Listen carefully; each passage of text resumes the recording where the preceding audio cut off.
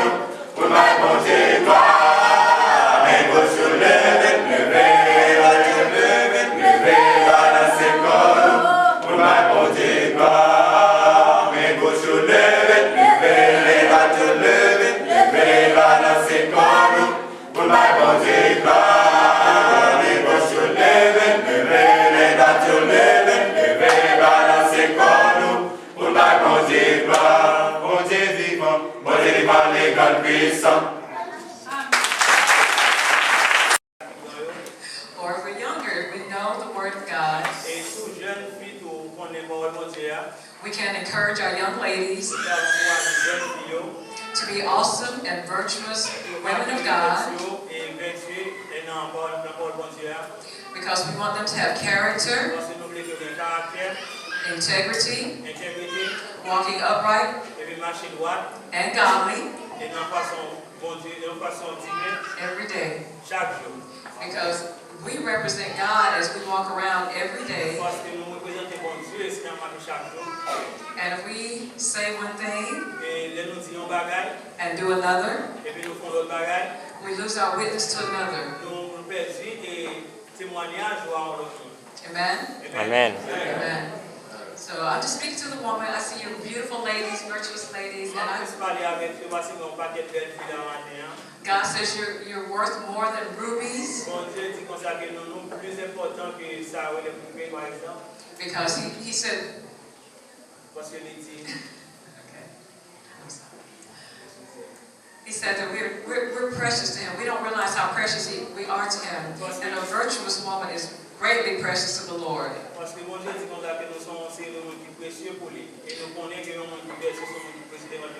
And sometimes when we walk this life with Christ,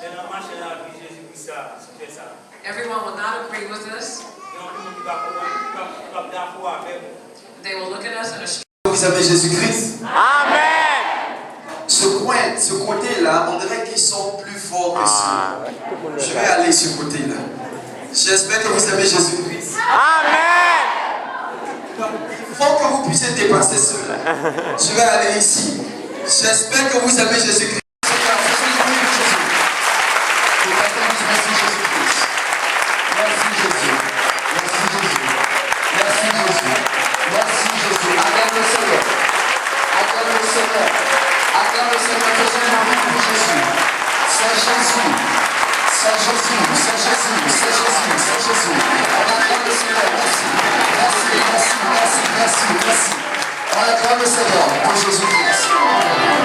Voilà, ça c'était pour Jésus.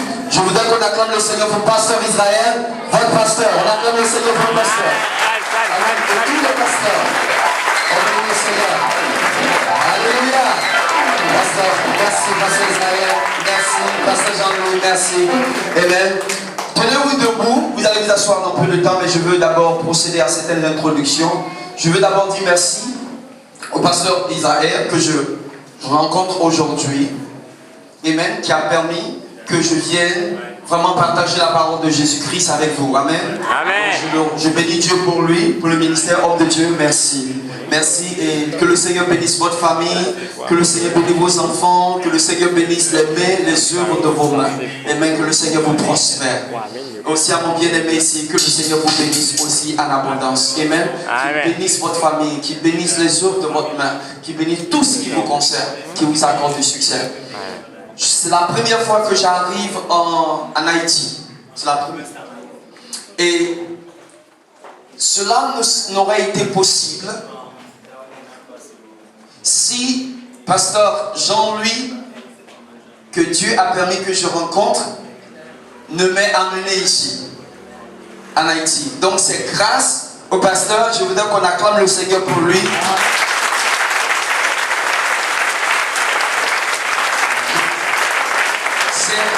C'est vraiment un homme de Dieu qui aime Dieu de tout son cœur. Ça, je peux le dire.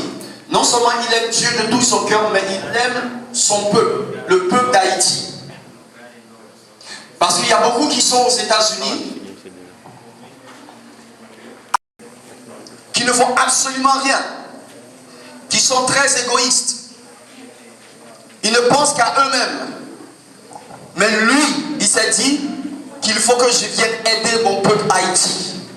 Et je crois qu'on peut acclamer le Seigneur pour Jean-Louis. Alléluia.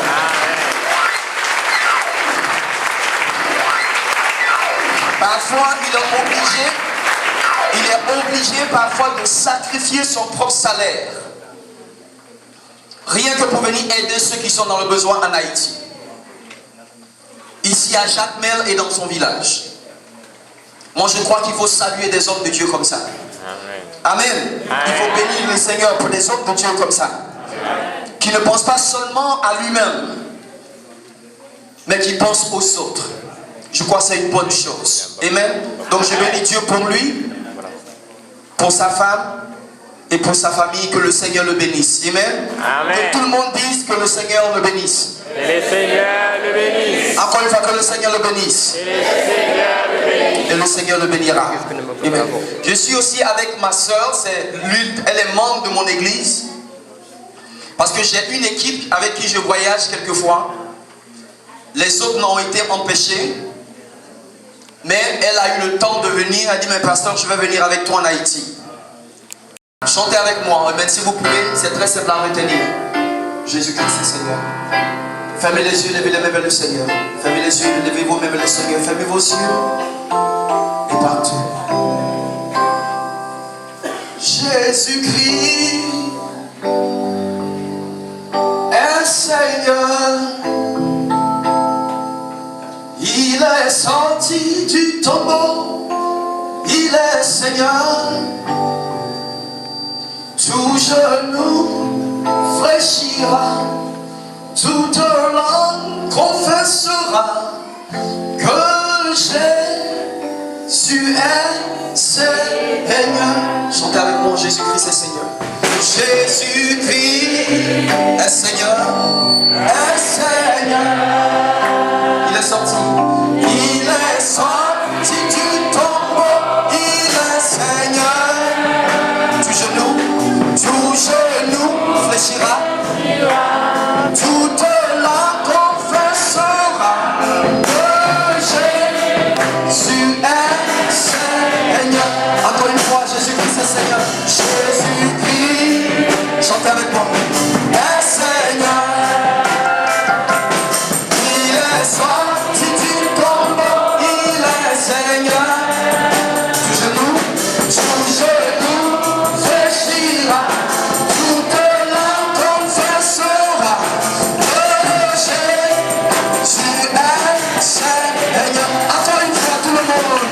Jésus-Christ, on adore, est Seigneur.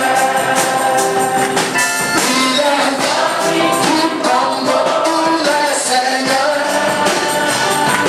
Tout genou fléchira, toute langue confessera que Jésus est Seigneur. Chantons ensemble, Jésus-Christ, tout le monde chante, est Seigneur. Il est sorti du tombeau, je vous entends. Tout fort. Tout genou fléchira, toute langue confessera que Jésus est Seigneur. Tu peux entendre les femmes seulement. Les femmes. Il est sorti du tombeau, il est Seigneur. Tout genou fléchira, toute langue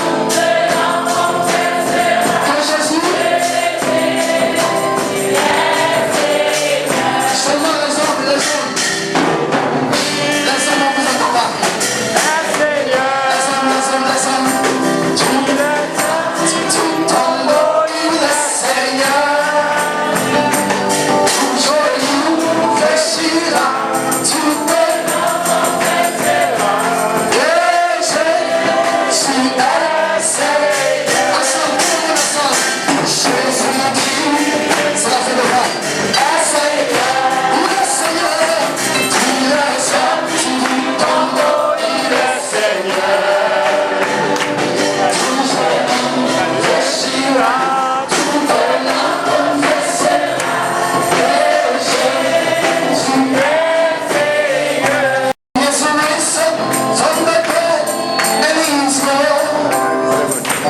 Every knee shall bow, every tongue confess that Jesus Christ is Lord.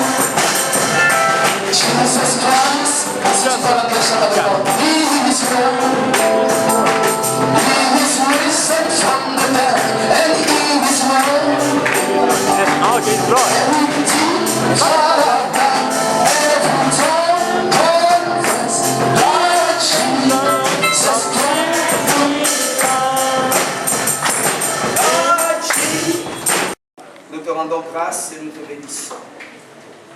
Merci parce que tu es Seigneur. Merci Jésus parce que tu es sorti du tombeau. Seigneur, ce matin nous sommes devant toi. Nous te demandons pardon pour tout péché, pour toute iniquité que nous avons commis. Nous te rendons toute la gloire, toute la louange et toute l'adoration. Que ton nom soit béni Jésus. Que ton nom soit honoré Jésus.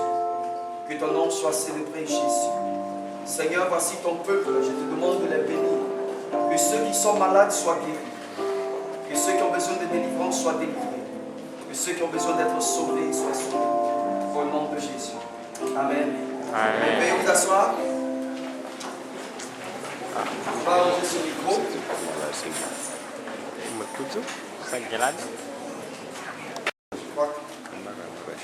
Quels sont ceux qui ont leur Bible? Si tu as ta Bible, montre-moi ta Bible. Voilà. Quels sont ceux qui n'ont pas de Bible? Levez les mains. Ceux qui n'ont pas de Bible, levez les mains. Quels sont ceux qui n'ont pas de Bible?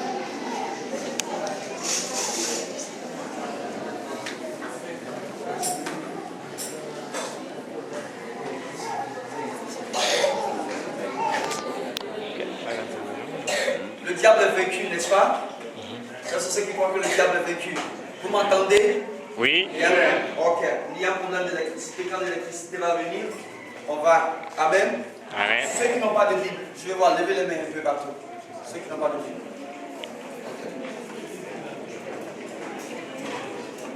Après, ok, vous allez compter. Après cela, vous allez voir le frère qui est ici. Tous ceux qui n'ont pas de Bible, nous, au nom de l'Église aux États-Unis, nous allons vous offrir des Bibles. Amen. Amen. En sorte que vous ayez des Bibles. Amen. Amen.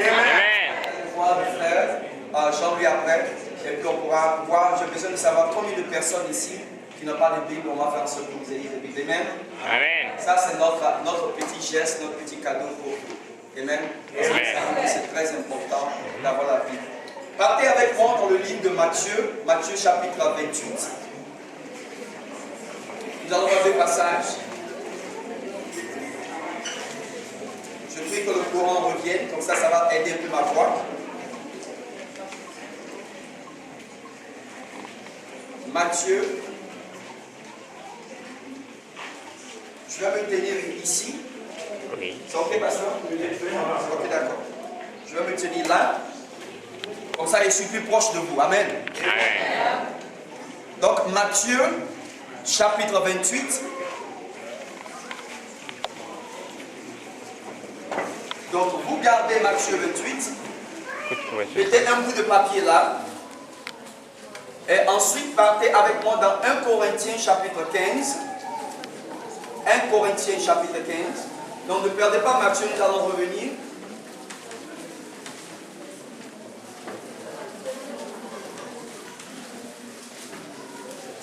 Prenez 1 Corinthiens chapitre 15.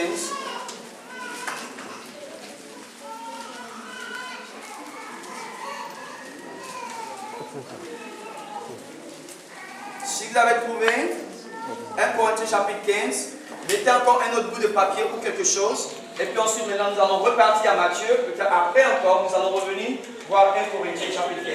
Ok, ça va? C'est un peu de gymnastique, mais je crois que nous sommes ici pour étudier la parole de Dieu, n'est-ce pas? Amen. Voilà, donc on va reprendre Matthieu, Matthieu 28.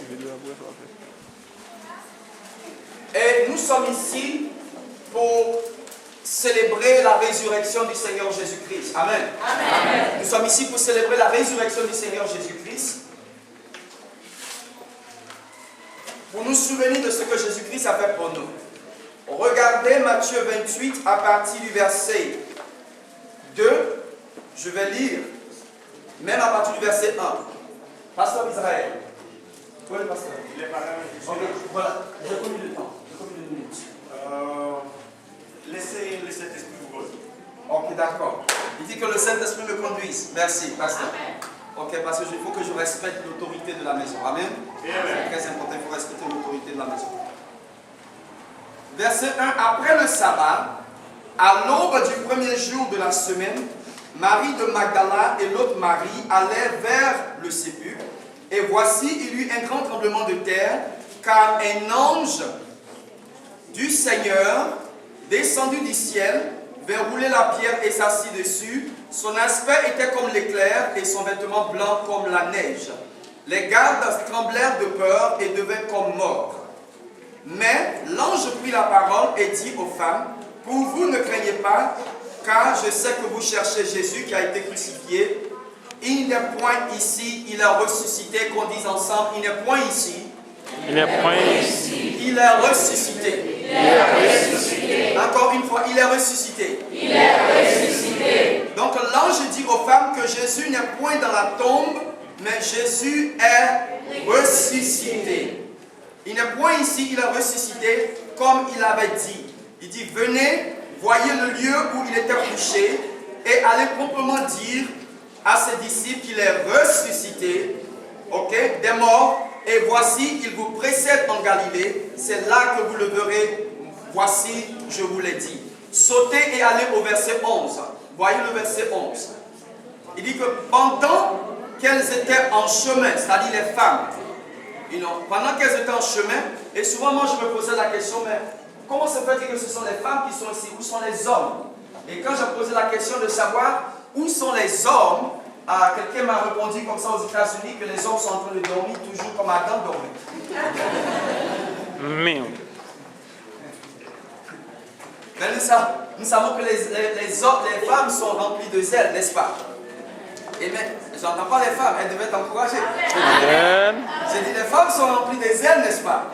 Amen. C'était la première partie, mais les hommes aussi aiment le Seigneur. Amen. Surtout les hommes qui sont ici. Donc il dit ceci, qu'en chemin, quelques hommes de la garde entrèrent dans la ville et annoncèrent aux principaux sacrificateurs tout ce qui est arrivé. Ceux-ci, après s'être assemblés avec les anciens et avoir tenu conseil, donnèrent aux soldats une forte somme d'argent en disant, dites, ces disciples sont venus de nuit le dérober pendant que nous dormions, et le gouverneur l'apprend. Si le gouverneur l'apprend, nous l'apaiserons et nous vous tirerons de peine. Les soldats prirent l'argent et suivirent les instructions qui leur furent données, et ce bruit s'est répandu parmi les Juifs. On va prendre 1 Corinthiens 15. On va lire quelques passages et après je vais commencer à vous dire ce que Dieu a placé sur mon cœur. Regardez le verset 3. C'est l'apôtre Paul qui parle. Il dit, je vous ai enseigné avant tout, comme je l'ai aussi reçu, que Christ est mort pour nos péchés. Christ est mort pour nos péchés selon les Écritures. Qu'il a été enseveli et qu'il est ressuscité le 3e jour. Que quelqu'un dit Amen. Selon encore les Écritures. Et qu'il est apparu à Céphas, puis aux 12. Ensuite, il est apparu à plus de 500 frères à la fois, dont la plupart sont encore vivants. Nous bénissons le Seigneur pour l'électricité. Amen. Amen. Sont encore vivants.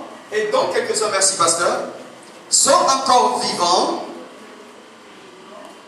Et donc quelques-uns sont morts. Et donc quelques-uns sont quoi? Sont morts. Ensuite, il est apparu à Jacques, puis à tous les apôtres. Après eux, tous, il m'est aussi apparu à moi. C'est l'apôtre Paul qui parle, comme l'avorton. On va sauter, on va voir le verset 12. Regardez le verset 12. Nous sommes en train de parler de la résurrection de Jésus-Christ et ce que cela signifie pour nous. Or, si l'on prêche que Christ est ressuscité des morts, comment quelques-uns parmi vous disent qu'il n'y a point de résurrection des morts? S'il n'y a point de résurrection des morts, Christ non plus n'est pas ressuscité. Et si Christ n'est pas ressuscité, notre prédication est quoi? Est donc vaine. Votre foi est aussi quoi? Vaine. Il se trouve même que nous sommes de quoi? De faux témoins à l'égard de Dieu, puisque nous avons témoigné contre Dieu qu'il a ressuscité Christ, tandis qu'il n'aurait pas ressuscité.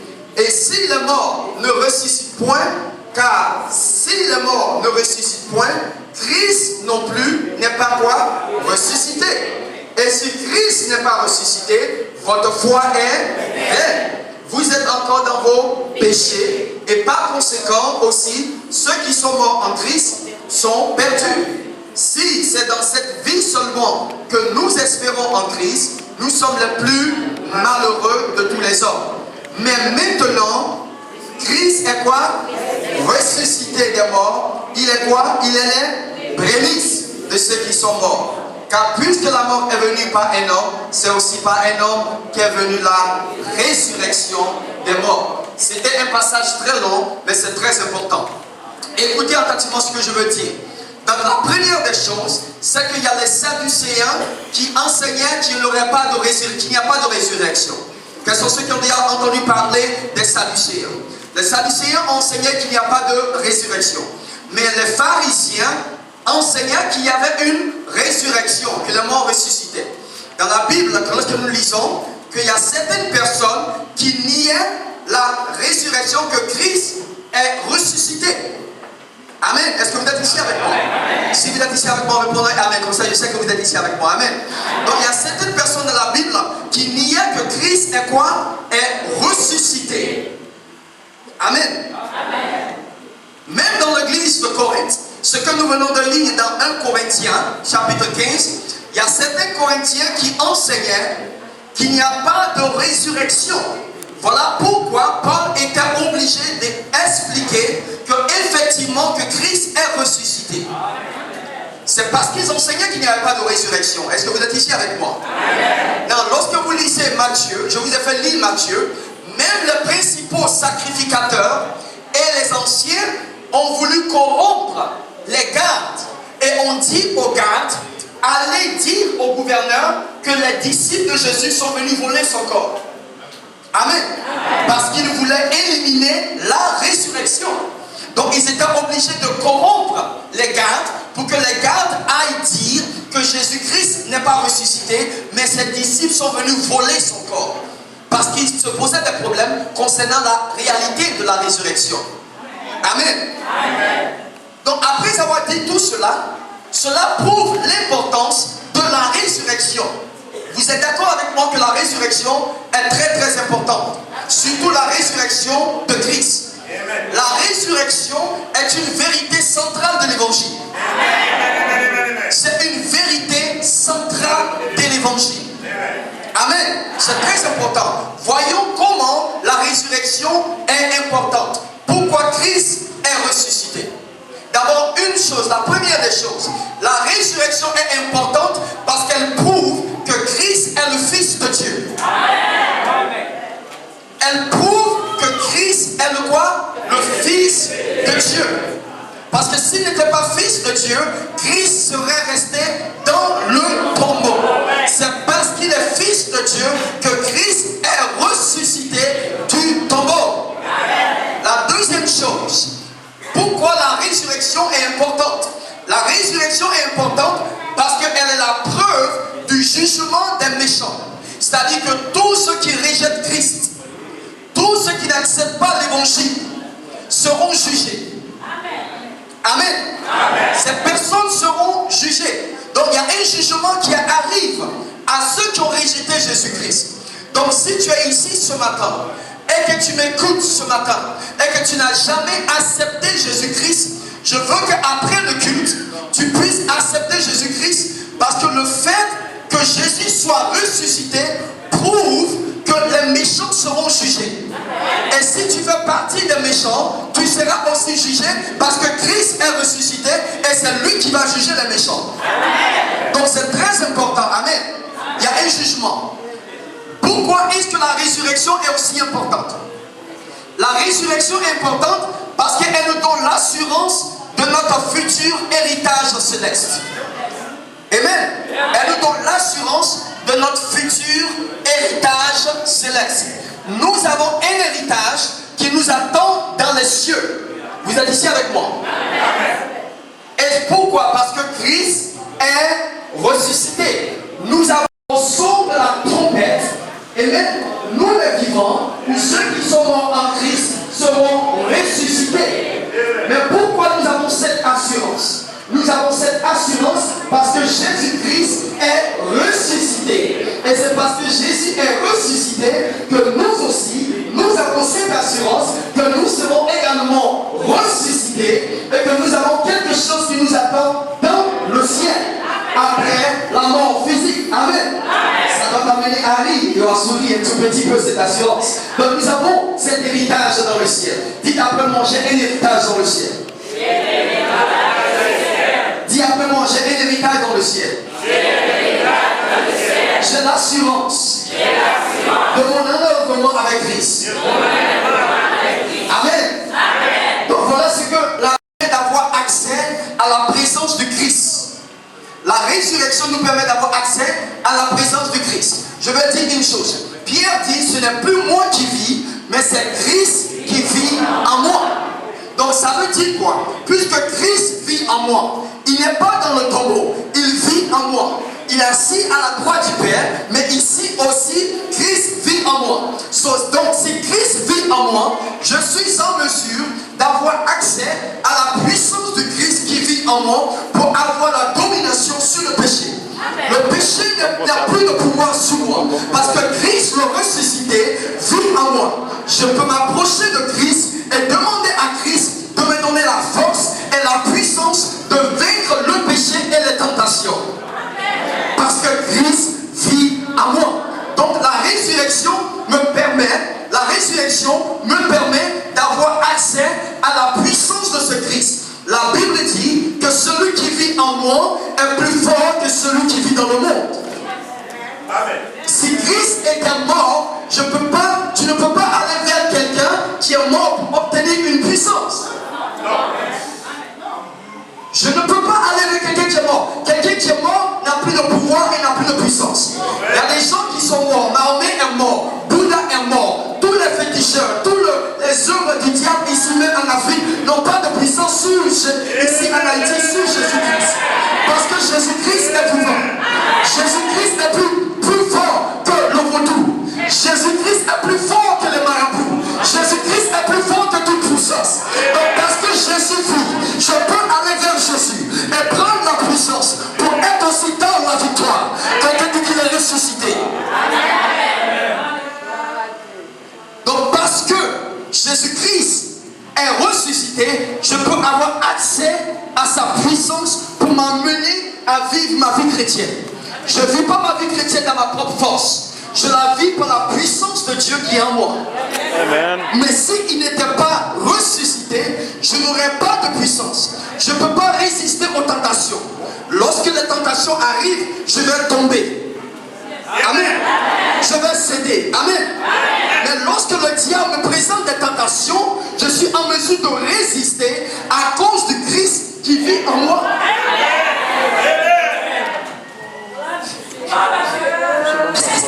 Est-ce que vous me suivez? Je vais revenir dans peu de temps concernant les tentations. Alléluia. Est-ce que vous êtes ici avec moi? Est-ce que vous êtes ici avec moi? Donc elle me permet d'avoir accès à la présence de Christ et de jouir de son pouvoir sur le péché dans ma vie de tous les jours. C'est la raison pour laquelle tu es en mesure d'avoir la puissance sur le péché dans la vie de tous les jours. Amen. Puisque Christ est ressuscité, nous avons une espérance sûre de la vie éternelle et d'un corps ressuscité. Ça veut dire quoi? Que maintenant, ce corps est sujet à la maladie, à des difficultés. Ce corps connaît toutes sortes de problèmes. Ce corps ne peut pas... Il connaît la vieillesse. Ce corps connaît les rides. Ce corps connaît les souffrances. Ce corps connaît les douleurs. Mais parce que Christ est ressuscité, un jour, toi et moi, nous allons avoir un autre corps.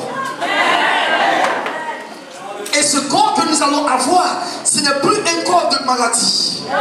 Ce n'est plus un corps de souffrance. Ce n'est pas un corps qui connaît le diabète. Ce n'est pas un corps qui connaît le cancer. Ce n'est pas un corps qui connaît les maux de tête. Ce n'est pas un corps qui a mal aux pieds. Mais c'est un corps incorruptible. C'est un corps différent. Parce que Christ est ressuscité. Et parce qu'il est ressuscité, nous allons avoir aussi un jour un corps. Que quelqu'un dise que j'aurai un corps glorifié. Répète après moi, j'aurai un corps glorifié. Lorsque Jésus-Christ est ressuscité des morts, Jésus-Christ n'avait pas besoin de frapper à la porte avant d'entrer dans une chambre. Ah, vous êtes ici avec moi? Jésus n'avait pas besoin. Mais lorsqu'il était en vie et qu'il n'était pas encore ressuscité, Jésus ne pouvait pas entrer dans une maison sans ouvrir la porte, sans ouvrir les fenêtres. Il fallait qu'il ouvre la porte et qu'il entre. Parce que ce corps ne pouvait pas. Mais après la résurrection, Jésus avait un autre corps. De telle sorte qu'il n'a pas besoin de clés, il n'a pas besoin de porte, il n'a pas besoin de fenêtre. Il entre seulement là où il veut parce que le mur ne peut pas l'arrêter.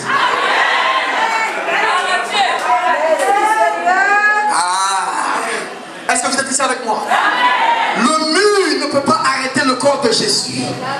Jésus n'avait pas besoin de clés. Il n'avait pas besoin de fenêtre.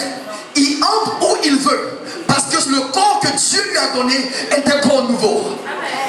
Maintenant, Jésus nous dit que parce qu'il est ressuscité, il va vous donner ce même corps.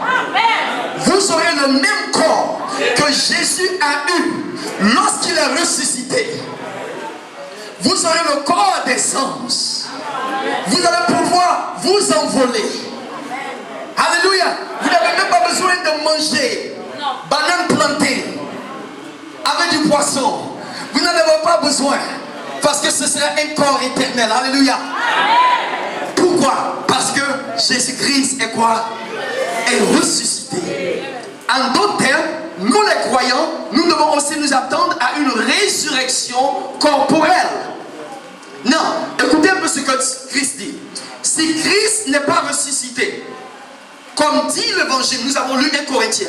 Si Christ n'est pas ressuscité, Paul dit, notre prédication est vaine. La première des choses, notre prédication est vaine. Si Christ n'est pas ressuscité, ça veut dire que votre pasteur, moi-même, tous les prédicateurs dans le monde entier sont en train de perdre leur temps. Amen.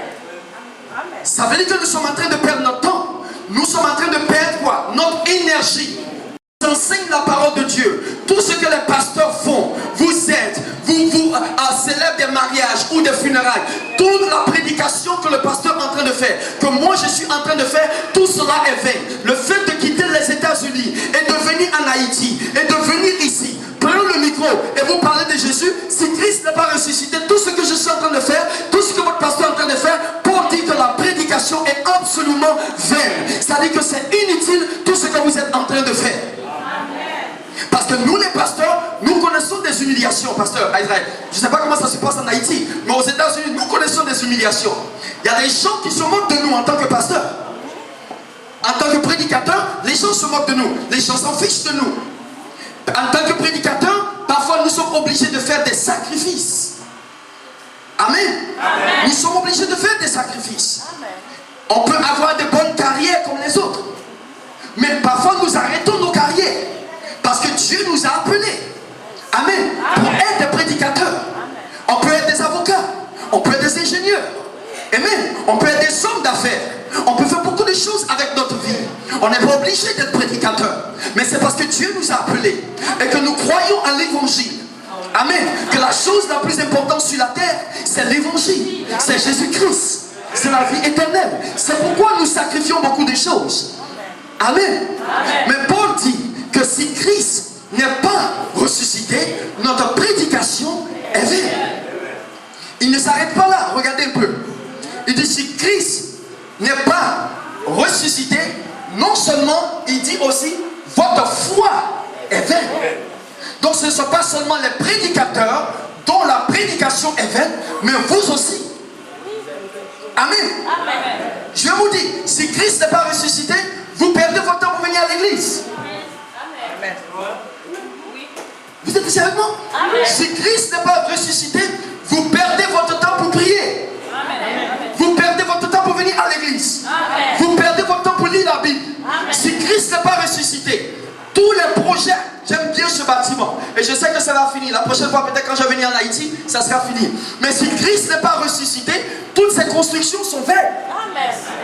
Est-ce que vous êtes ici avec moi? Amen. Si Christ n'est pas ressuscité, le fait d'être impliqué dans les activités de l'église, ça ne veut absolument rien dire. Vous êtes d'accord avec moi? Amen. Les réunions, la louange, la chorale, le ministère des enfants, ces choses sont bien. Et on fait ces choses parce que Christ est ressuscité. Est-ce que vous êtes ici avec moi? Amen. Mais s'il n'est pas ressuscité, Paul dit votre foi est vaine. À quoi vous croyez? Absolument rien. Est-ce que vous êtes ici avec moi? Amen. Mais c'est parce qu'il est ressuscité que votre foi n'est pas vaine. Amen. Amen. Si Christ n'est pas ressuscité, Paul dit nous sommes tous des menteurs. Vous êtes ici avec moi? Amen. J'espère que vous n'êtes pas là à la maison, n'est-ce pas? Non. Si Christ n'est pas ressuscité, Paul dit, vous êtes tous des menteurs. Vous êtes des faux témoins. Un témoin, c'est quelqu'un qui a vu et entendu quelque chose. Mais Paul dit, si Christ n'est pas ressuscité, ça veut dire que vous n'avez rien vu, vous n'avez rien entendu, et vous dites que Dieu a ressuscité Christ. C'est faux. Mais aujourd'hui, nous sommes des témoins de Jésus-Christ. Pourquoi? Parce que lorsque tu regardes ta vie a changé. Ce que tu faisais avant, tu ne fais plus. Amen. Amen. Dis Amen. Amen. Ce que tu faisais avant, tu ne fais plus. Pourquoi? Parce que Christ t'a transformé. changé la manière dont tu penses. Christ a changé la manière dont tu parles. Christ a changé la manière dont tu te comportes. Donc tu es un témoin de la résurrection et de la puissance de Christ. Est-ce que vous êtes ici avec moi? Amen. Lorsque tes amis te regardent, on dit, mais ma soeur, tu as changé, hein? Amen. Ils disent, mais mon frère, tu as changé. Amen. Avant, tu servais les fétiches, les marabouts, le voodoo, mais maintenant tu fais plus ces choses. Tu es en Christ. Tu es une nouvelle personne. Tu as vraiment changé.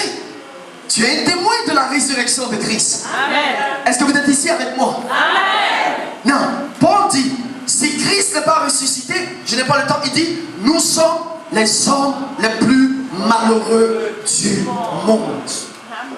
Vous avez entendu? Et vous savez pourquoi il dit que nous sommes les hommes les plus malheureux du monde si Christ n'est pas ressuscité?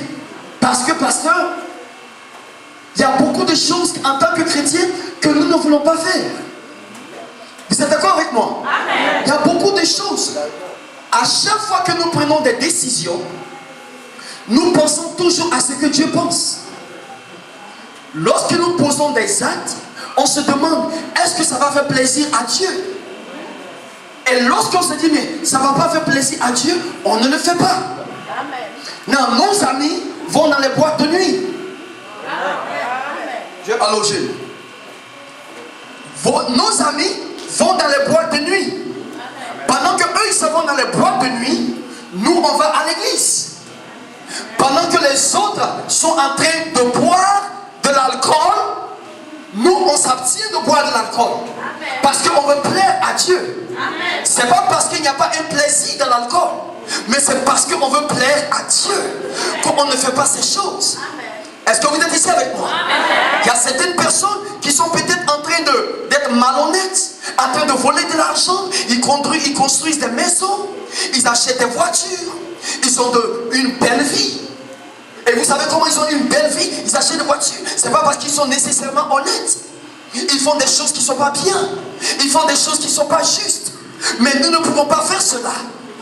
Amen. Parce que Christ est ressuscité et nous sommes des chrétiens. Donc on traverse beaucoup de sacrifices. Par exemple, dans ton quartier, là où tu vas, peut-être que les gens se moquent de toi. Amen, amen. Quand tu prends la Bible, tu entends des livres. On dit, mais celui-là, pourquoi tu perds ton temps, tu lis la Bible et toujours tu pries ton Dieu. Où est ton Dieu? Pourquoi tu n'as pas d'argent? Pourquoi tu souffres? Pourquoi tu n'as pas de travail? Pourquoi tu traverses des moments difficiles? Tu n'as pas d'argent et tu vas toujours à l'église et tu es toujours en train de prier. Tu es toujours en train de chanter dans la chorale. Tu es toujours en train de faire des choses. Tu es toujours en train de donner ton argent. Et te voilà, ton Dieu est mort. Ton Dieu n'est pas vivant. Il ne t'écoute pas. Il ne t'exauce pas. Pourquoi tu fais tout cela? Mais tu vois dans ton cœur, tu dis non, je fais tout cela parce que j'aime Jésus. Je fais tout cela parce que j'ai une assurance. Je fais tout cela parce qu'un jour le ciel m'attend. J'ai la résurrection, j'ai la vie. Je fais tout cela parce que j'aime Jésus-Christ. Alléluia. Que quelqu'un dise Alléluia.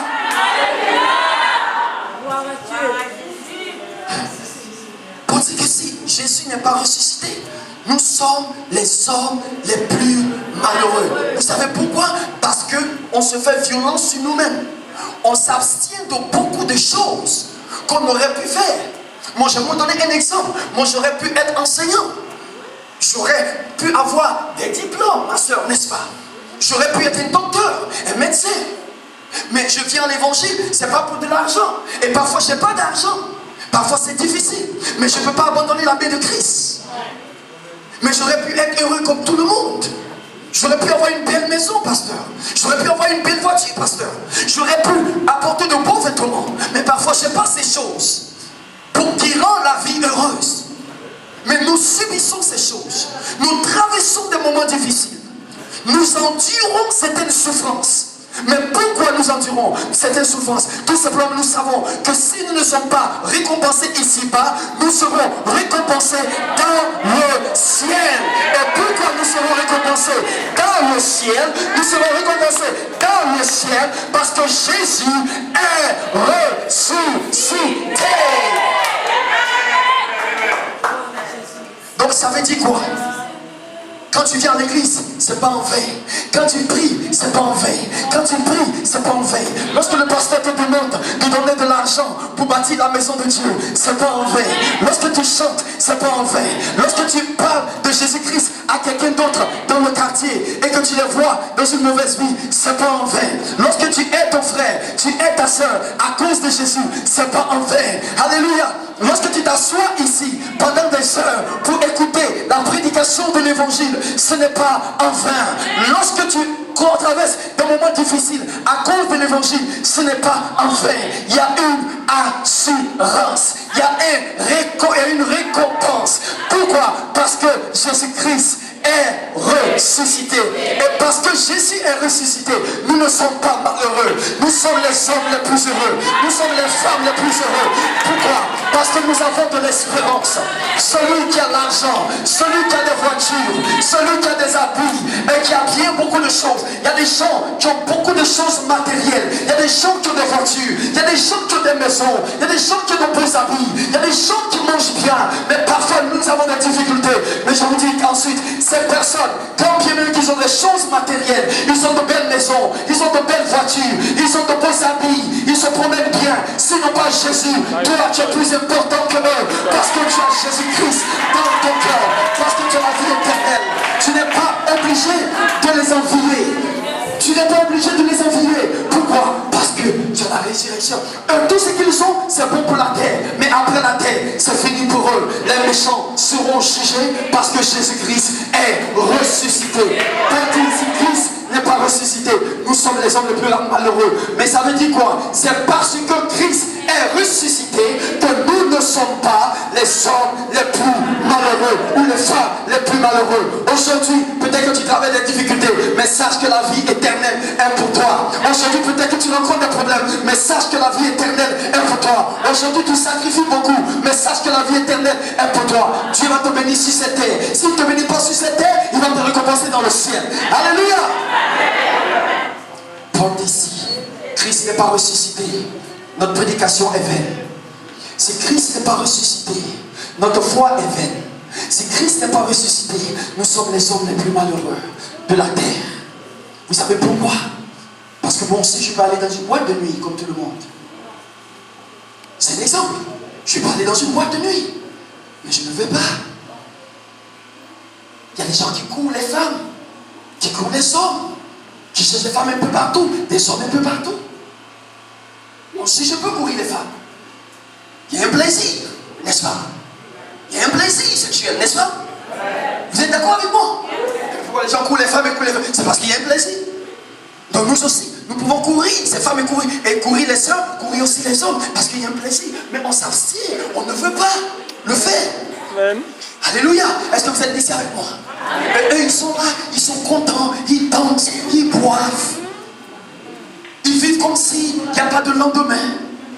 Et Paul a dit, si Christ n'est pas ressuscité, alors mangeons et buvons, demain nous mourrons. N'est-ce pas?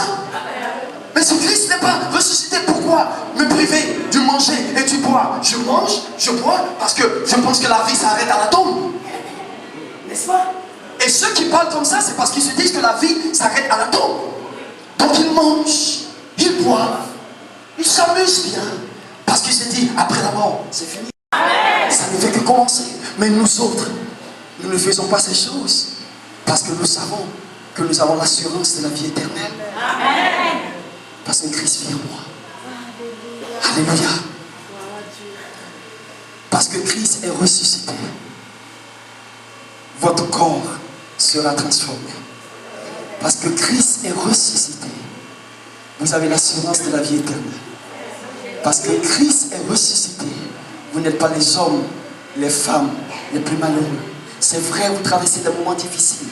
C'est vrai, il y a des épreuves. Mais vous n'êtes pas les hommes les plus malheureux et les femmes les plus malheureuses. C'est vrai, vous ne conduisez pas les belles voitures. Vous ne vivez pas dans de bonnes maisons.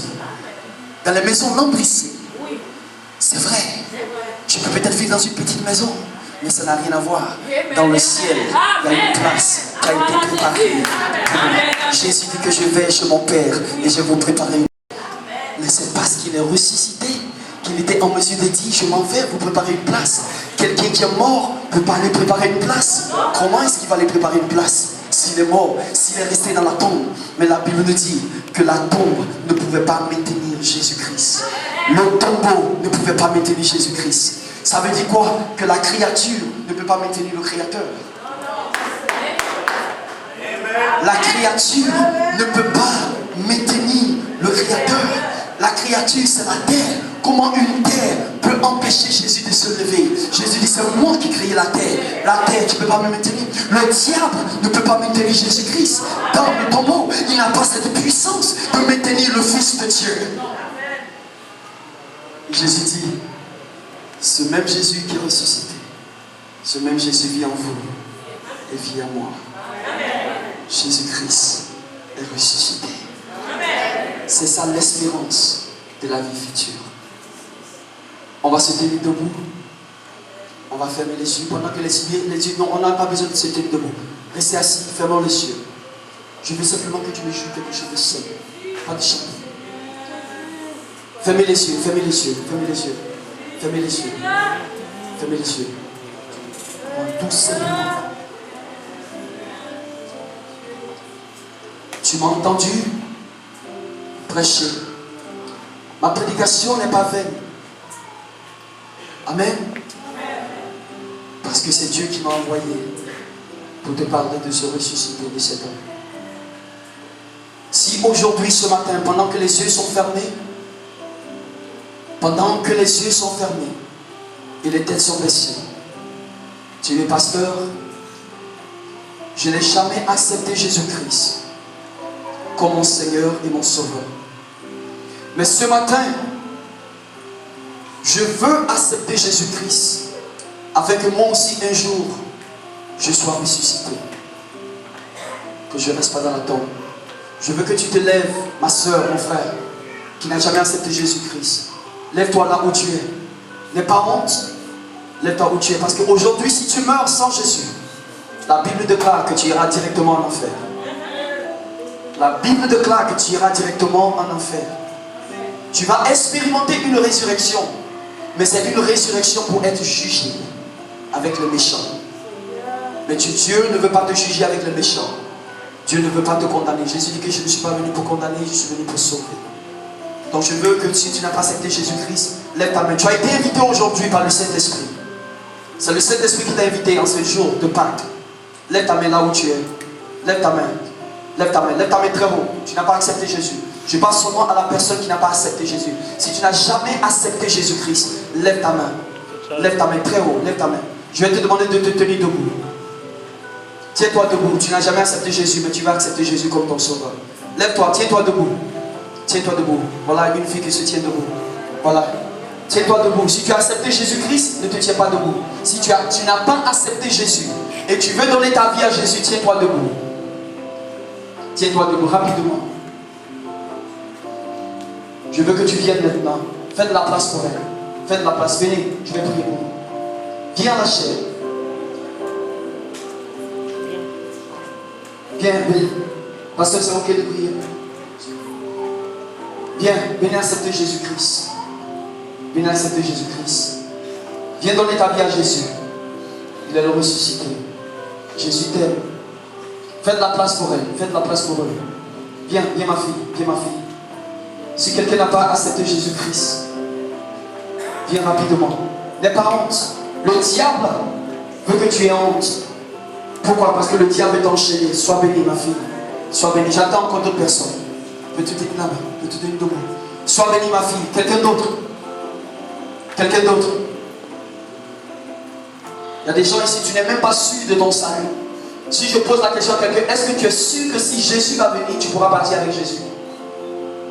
Si tu n'es pas sûr que lorsque Jésus reviendra, tu partiras avec Jésus, lève ta main. Ça veut dire que tu n'es pas sûr de ton salut. Lève ta main si tu n'es pas sûr. Et viens, on va prier pour toi. Ma fille, sois bénie. Qui d'autre peut venir à Jésus-Christ? Alléluia. Jésus-Christ est Seigneur. Le Seigneur, il est sorti du tombeau, il est Seigneur. venez rapidement, venez rapidement. Les jeunes gens, je viens ici. Si tu n'as jamais accepté Jésus-Christ, si Jésus n'est pas ton sauveur, et tu vas accepter aujourd'hui Jésus, je veux que tu viennes. Lève ta main et viens. On connaît une seule personne. On va prier pour elle. Pasteur, prier pour elle. Jésus-Christ, le Seigneur. On l'adore, on l'adore. Il est sauvé du tombeau. Il est Seigneur. Adore-le, adore-le.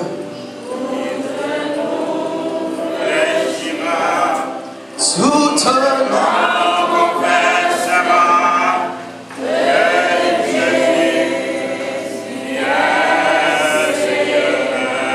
il est Seigneur.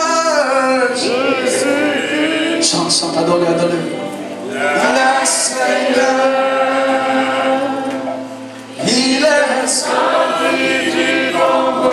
Il est Seigneur. Venez à Jésus.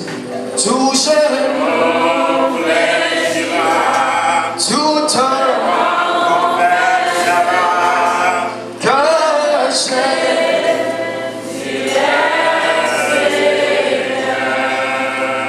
Pasteur Israël, est-ce que c'est ok que je prie pour certaines personnes? Est-ce que c'est ok que je donne la permission de prier pour certaines personnes? Pour prier pour certaines personnes? Je peux? Ok. Je vais dire une chose ici. Le Saint-Esprit me dit qu'il y a des gens ici qui sont liés par la crainte. Je vais vous révéler ce que Dieu me montre. Tu as peur. Tu as peur. Il y a la peur qui se trouve dans ton cœur. Même la peur des sorciers et des démons. La peur de la mort. Je veux que tu te lèves là où tu es. Et que tu viennes pour que je prie pour toi. Que je prie pour toi. Afin que le Seigneur te délivre de cette crainte. Viens rapidement mon frère, viens rapidement ma soeur. Je vais prier également pour les personnes qui sont malades. Si tu es malade, je veux que tu viennes. Si tu es malade. Écoutez, serviteur avait dit, il y a des gens qui là qui peur. Il y a des gens qui là qui peur. Il y a peur dans eux.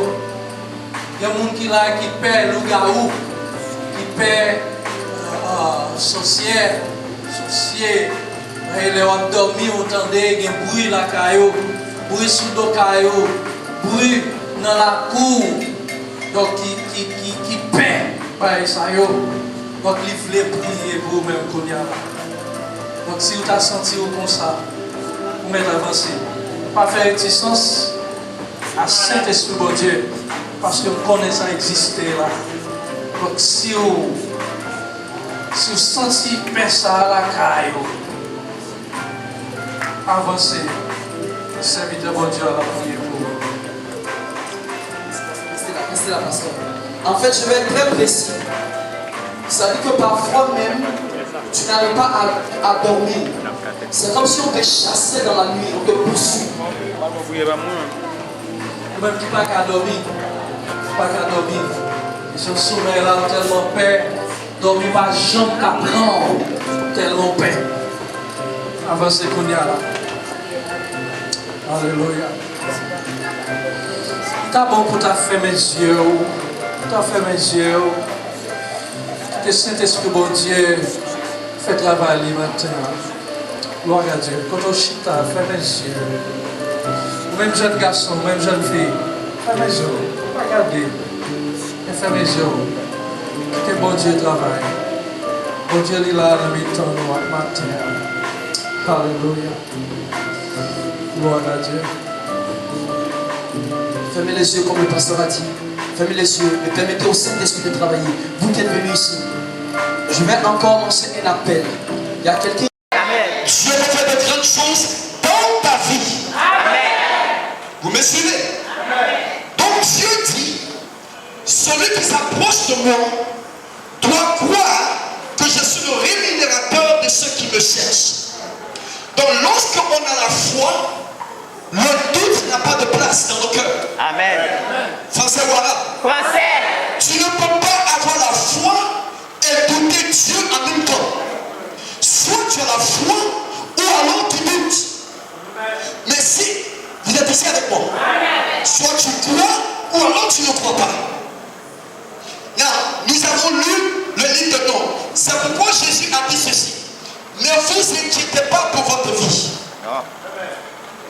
Pour ce que vous allez manger et ce que vous allez boire ou les vêtements que vous allez porter. Parce que vous avez, il dit, regardez ceci. Il dit, regardez les oiseaux. Je vais vous poser une question. Vous qui êtes à Jacmel, depuis que vous êtes entrés, vous marchez dans les rues, vous partez partout. Combien d'oiseaux vous avez vu mourir un peu partout? Hein? Combien d'oiseaux vous voyez beaucoup d'oiseaux mourir partout? Ok. Hein? Ok. Non, je vais vous demander une chose. Est-ce que ces oiseaux sont des enseignants? Non. Ah non. Est-ce que ces oiseaux travaillent à l'hôpital? Non. Est-ce que ces oiseaux font du commerce? Non. Est-ce que ces oiseaux cultivent le champ? Non. Mais qui les nourrit? Dieu. C'est Dieu qui les nourrit. Mais voici un peu ce que Dieu dit. Dieu dit que vous avez de la valeur plus que les oiseaux. Tous ton voisin dit que tu as plus de valeur qu'un oiseau. Dieu dit que vous avez quoi? De la valeur plus qu'un oiseau. Donc vous avez plus de valeur qu'un oiseau. Amen. Et Dieu dit ceci. Puisque à Jacmel, lorsque vous vous promenez, vous ne voyez pas des oiseaux mourir partout. Et que Dieu dit que je prends soin d'eux. Dieu dit que puisque je prends soin des oiseaux, moi aussi je peux prendre soin de vous. Amen. Français ou arabe? Français. Il dit que je peux prendre soin de quoi? De vous. Donc il dit de ne pas vous inquiéter. Amen. Amen. Je vais vous dire une chose. Dieu est omniprésent. Oui. Omniprésent, ça veut dire que Dieu est partout en même temps. Dieu est aux États-Unis, Dieu est à Jacmel, Dieu est dans ta maison, Dieu est dans les rues, Dieu est partout et en même temps. Si nous allons au ciel, Dieu est au ciel. Si nous venons sur la terre, Dieu est sur la terre. Si tu vas dans un autre pays, Dieu est là. Dieu n'est pas limité par l'espace. Dieu n'est pas limité par le temps. Dieu ne peut pas être boxé dans une boîte. Il est omniprésent. Disons ensemble omniprésent. David dit que si je me fais mon lit en enfer, Dieu est là. La seule différence, c'est que Dieu est en enfer, mais Dieu n'est pas affecté par l'enfer. Est-ce que vous m'avez saisi? Vous m'avez saisi? Dieu est en enfer, mais il n'est pas affecté par l'enfer. Dieu, partout où vous partez, il est là. C'est ce qu'on appelle être omniprésent. Non seulement, je vais vous montrer une chose, il est omniprésent, mais il est aussi omnipotent. Omnipotent dit qu'il a la possibilité de tout faire. Amen. Avec Dieu, rien n'est impossible. Peut-être avec les hommes, cela est impossible. Mais par le Dieu que je sers et par le Dieu que tu sers, rien n'est impossible avec ce Dieu-là. Alléluia. Donc je vais vous montrer un peu quel est ce genre de Dieu que nous servons. Je suis en train d'établir un fondement en vous d'abord. Donc il est omnipotent. Mais ce Dieu que nous servons ce soir, c'est le même Dieu qui a créé le ciel et la terre. C'est le même Dieu qui a créé tout ce qui est dans le ciel.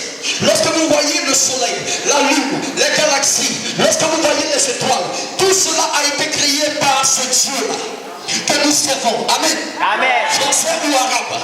Français. Non seulement Dieu a créé tout ce qui se trouve dans le ciel, dans son omnipotence, mais tout ce qui est sur la terre a été créé par Dieu. En fait, la Bible dit ceci. Tout ce qui est visible a été créé à partir de l'invisible. Français ou arabe? Français. Je vais vous dire une chose. La chaise sur laquelle vous vous asseyez vient de l'invisible. Parce que lorsque vous pensez à cette chaise, à ce banc, ça a été fait de quoi? C'est fait du bois. Mais d'où vient le bois? Le bois vient d'un arbre. Mais qui a créé l'arbre? C'est Dieu qui a créé l'arbre. Mais comment Dieu a créé l'arbre? Il a créé l'arbre par sa parole. Donc il a dit quelque chose, et puis l'arbre est venu, et donc Dieu allait tomber. Levez la main. Ah. Quels sont ceux qui, lorsque tu es venu t'asseoir, et tu t'es dit que je vais tomber si je m'assois? Quels sont ceux-là? Personne. Mais pourquoi? Parce que vous savez que le bon va vous retenir. N'est-ce pas? Vous vous avez placé votre foi en ce banc. Français ou arabe? Français ou arabe? Vous savez que ce banc n'est pas gardé. Donc vous avez foi. Quels sont ceux qui sont déjà allés à l'hôpital? Lorsque vous êtes allé à l'hôpital, tu es déjà allé à l'hôpital, n'est-ce pas? Lorsque tu as vu le médecin et qu'il t'a dit que tu lui as dit que tu étais malade, n'est-ce pas? Ce médecin-là, tu le connais? Tu le connais? Tu as vécu avec lui? Tu sais s'il est allé à l'hôpital ou pas, à l'école ou pas? Tu sais s'il a eu un diplôme ou pas? Tu ne sais pas. Mais lorsqu'il t'a donné l'ordonnance pour aller acheter des médicaments, tu avais foi en ce médecin. Vous me suivez? Tu avais foi et tu as pris l'ordonnance et tu es allé à la pharmacie et tu as acheté des médicaments. Ce médicament que tu as pris, tu sais qui a fabriqué le médicament? Non. Est-ce que tu sais si ce médicament va te guérir ou pas? Non. Tu ne sais pas. Je vais vous expliquer. Est-ce que vous êtes ici avec moi? Français, voilà. Est-ce que tu sais si ce médicament va te guérir? Tu ne sais pas. Et en réalité, tu ne sais pas. Mais tu as foi que ce médicament que tu vas prendre va guérir ton corps et tu vas bien te mourir. N'est-ce pas? Alors, donc, revenons un peu.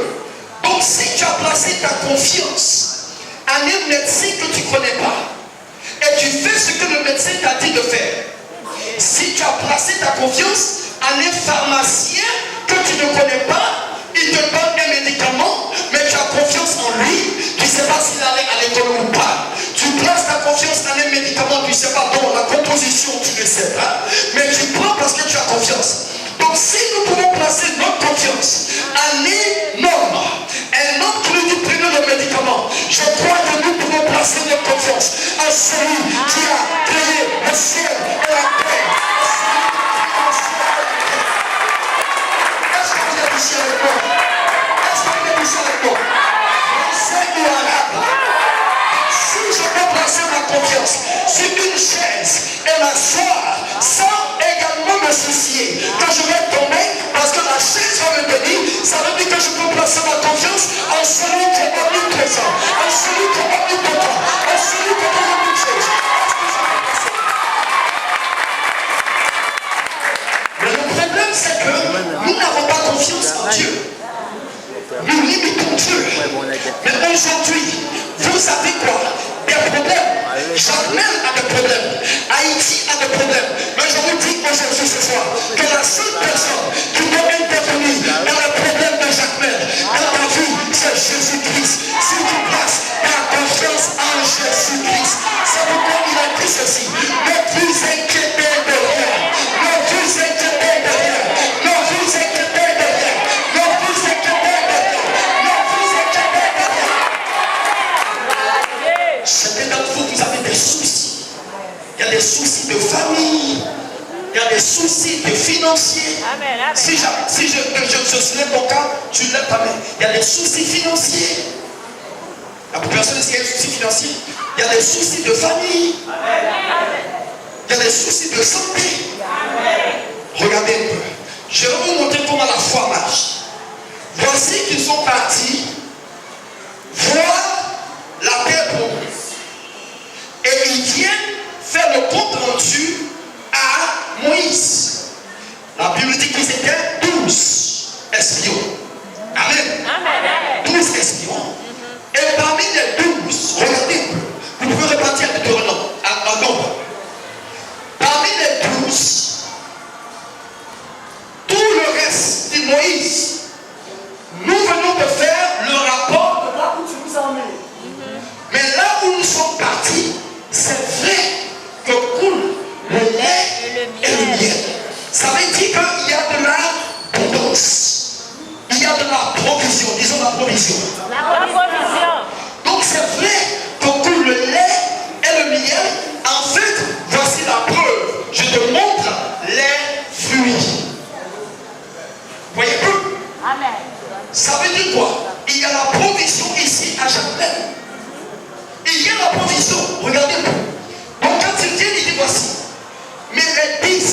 la Bible dit qu'ils ont apporté un mauvais rapport aux autres. Regardez un peu. Ils disent, c'est vrai, il y a le lait, il y a le miel, il y a de bons fruits. Sans doute, Dieu va pourvoir à nos besoins. Mais, tout ce qu'on il faut dire que élimine le miel dans ta vie. Il dit, mais nous avons également vu des géants. Non, nous avons vu des géants, nous avons vu des murs fortifiés, nous avons vu le fils d'Anak. Lorsque, et c'est Caleb et Josué qui ont dit ceci, la Bible dit qu'ils ont tranquillisé les autres. Caleb et Josué étaient un homme de foi. Ils étaient des hommes de foi. Des gens qui avaient confiance en Dieu. Des gens qui ne doutaient jamais. Donc ils disent ceci. Alléluia. Tranquillisez-vous. Caleb dit, nous sommes plus que vainqueurs. Amen. Amen. Allons-y et emparons-nous du pays. Amen. C'est comme ça que la foi parle. La foi dit, je suis vainqueur. Je m'en vais et je m'en vais prendre. La foi ne dit pas peut-être je vais prendre. Je ne suis pas sûr si je vais prendre. Je ne sais pas si Dieu va me donner. Non, la foi a une manière de parler. La foi ne parle pas comme n'importe qui. Parce que Pierre, lorsque la foi parle, parce que lorsque tu sais que Dieu a dit quelque chose, tu sais que ce Dieu qui a dit quelque chose, il va accomplir ce qu'il a dit. Amen. La foi, donc il dit que nous sommes plus que vainqueurs. Regardez un peu. Il dit, allons-y, prenons. Pourquoi? Parce que Dieu a dit, que quelqu'un dise, Dieu a dit. Dieu a dit. Écoutez, pendant que les autres étaient en train de regarder les géants et les obstacles, Caleb et Josué regardaient le lait, le miel et les fruits. Ça veut dire quoi? Nous pouvons être tous à l'église. Nous pouvons chanter la même chanson. Nous pouvons danser. Nous pouvons prier. Mais ça ne veut pas dire que nous avons tous la foi. Mais je prie qu'aujourd'hui, que Dieu puisse fortifier ta foi. Amen. Et que tu aies la foi de Josué et de Caleb. Je vous dis une chose. Lorsque tu as la foi, tu ne regardes pas les géants. Gloire à Dieu. Amen. Français ou arabe. Français. Lorsque tu as la foi, tu ne regardes pas les murs. Amen. Lorsque tu as la foi, tu ne regardes pas les fils d'Anak. Amen. Lorsque tu as la foi en Dieu, tu regardes seulement la promesse que Dieu a faite. Amen. Amen. Amen. Est-ce que vous êtes ici avec moi? Amen. Suzy, give me some tissue, please. Il y a demandé à Suzy de me donner quelqu'un a un truc, je vais le faire parce que ça commence à entrer dans les yeux et ça me brûle un tout petit peu. Lorsque tu as la foi, tu ne regardes pas aux obstacles. Amen. Amen. Amen. Amen. Je te fais confiance. Et je sais que tu vas les résoudre. Donc, il s'est dit, moi, nous savons ce que je voulais dire que la foi, c'est s'appuyer sur ce que Dieu a dit. Je vais vous donner un exemple. Est-ce que vous connaissez l'histoire de cette femme qui saigne beaucoup dans la Bible pendant 12 ans? Amen. Vous connaissez son histoire? Peut-être que certains d'entre vous ce soir, et certains d'entre vous sont malades, n'est-ce pas? Cette femme, vous connaissez son histoire. Regardez, elle a saigné pendant 12 ans. La Bible dit qu'elle est passée de médecin en médecin. Elle a même certainement dépensé tout son argent. Mais elle n'a pas, merci pasteur, elle n'a pas, malgré le fait qu'elle a passé de médecin en médecin, malgré le fait qu'elle a dépensé tout son argent, malgré le fait qu'elle a pris beaucoup de médicaments, la Bible dit qu'elle n'était pas guérie. C'est seulement lorsqu'elle a entendu parler de Jésus, que Jésus était arrivé en vie. Donc imaginez un peu Jésus à Jacques-Mel. Imaginez un peu Jésus, parce que quel est le nom de cette église? Nazareth. Imaginez Jésus ce soir parce que Jésus est ici. Amen. Jésus est dans l'église nazaréenne. Amen. Amen.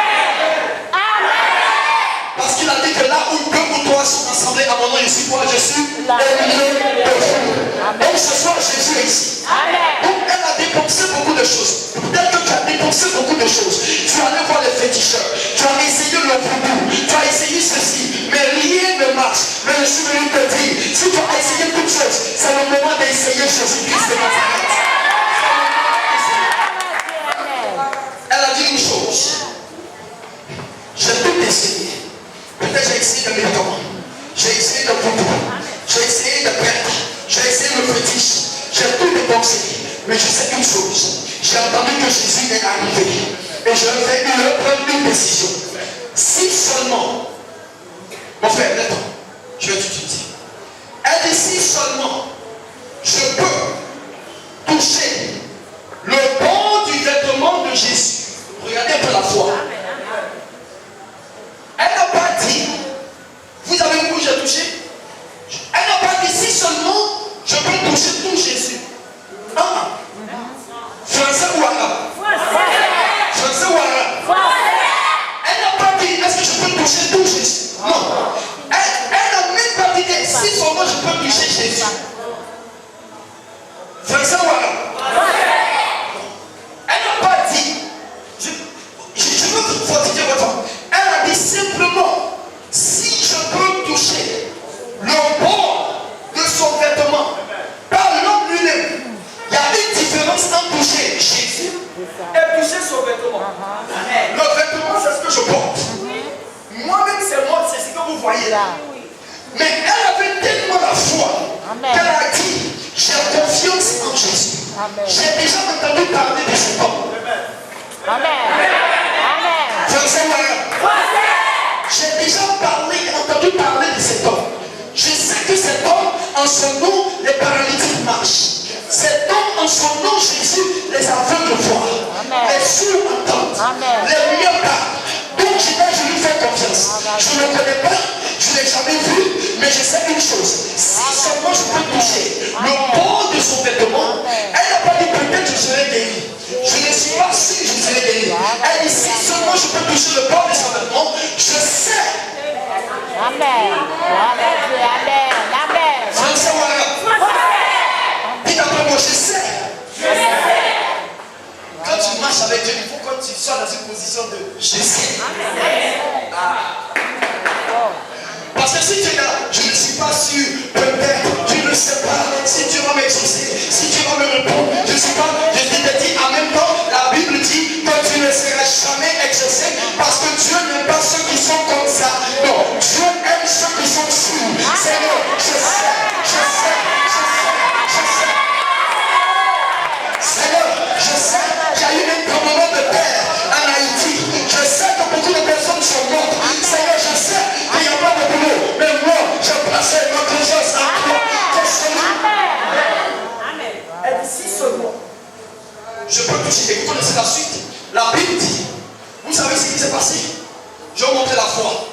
La Bible dit qu'il y avait beaucoup d'hommes autour. N'est-ce pas, pasteur? Il y avait beaucoup d'hommes autour. Mais elle ne s'est pas occupée de ceux qui sont autour. Je suis sûr que parmi ceux qui sont autour, ils ont dit, tu penses que Jésus va te guérir? Tu vas toujours à l'église. Certains d'entre vous, les gens vous disent ça. Tu vas toujours à l'église, tu pries, tu jeûnes, tu chantes, mais où est ton Jésus? Est-ce français ou arabe? Est-ce que certains d'entre vous ont déjà dit ça? Ici à jamais, tes amis t'ont déjà dit ça. Mais où est ton Jésus? Tu pries, mais tu n'as pas l'argent. Tu pries, mais tu n'as pas de travail. Tu pries, mais tu n'es pas béni. Tu pries, mais rien ne marche de toi. Pourquoi tu vas à l'église? Où est ton Jésus? Mais je veux que tu leur dises, moi je sais, moi je sais, moi je sais, moi je sais, moi je sais. Lorsque le temps de Dieu va arriver, le Seigneur va t'exaucer. Donc la Bible dit, écoutez ceci, que la vertu est sortie de Jésus et est entrée dans le corps de cette femme. Et immédiatement, que tout le monde dise immédiatement, immédiatement, la guérison s'est opérée. Si ce soir tu es malade, je t'assure que si tu as la foi en Jésus, ce soir Jésus va te bénir immédiatement. Est-ce que tu crois? Si tu es malade aujourd'hui et que tu passes la foi en Jésus, ce même Jésus n'a pas te bénir. La Bible dit qu'immédiatement sa maladie, c'est quoi? A disparu. Mais voici ce qui est intéressant. À l'église, ce n'est pas tout le monde qui touche Jésus de la même façon. C'est ça, oui, c'est ça. Pasteur, qui est, n'est-ce pas? Je dis nous tous, on vient à l'église. Mais ce n'est pas nous tous qui touchons Jésus de la même manière. Il y a des gens vraiment qui touchent Jésus. Et il y a des gens qui le touchent. Je vais vous expliquer. Il y a des gens qui touchent et il y a des gens qui touchent. Jésus a dit, quelqu'un m'a touché. Et les disciples disent ceci. Mais Jésus, regarde tout ce monde-là. Tout le monde est en train de s'approcher de toi. Tout le monde.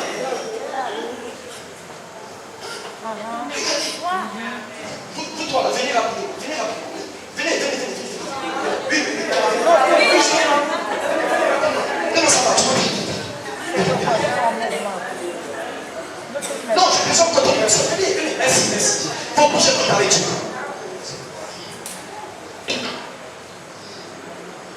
Voici la femme. Ok, c'est un exemple que je prends. Je ne suis pas Jésus. Pardon, je ne suis pas Jésus. Je n'ai pas de problème avec Dieu. Donc, soyons clairs, je ne suis pas Jésus. La femme, tu vas toucher complètement. Amen. Mais vous la venez tout le monde autour de vous. Tout le monde, touchez-moi.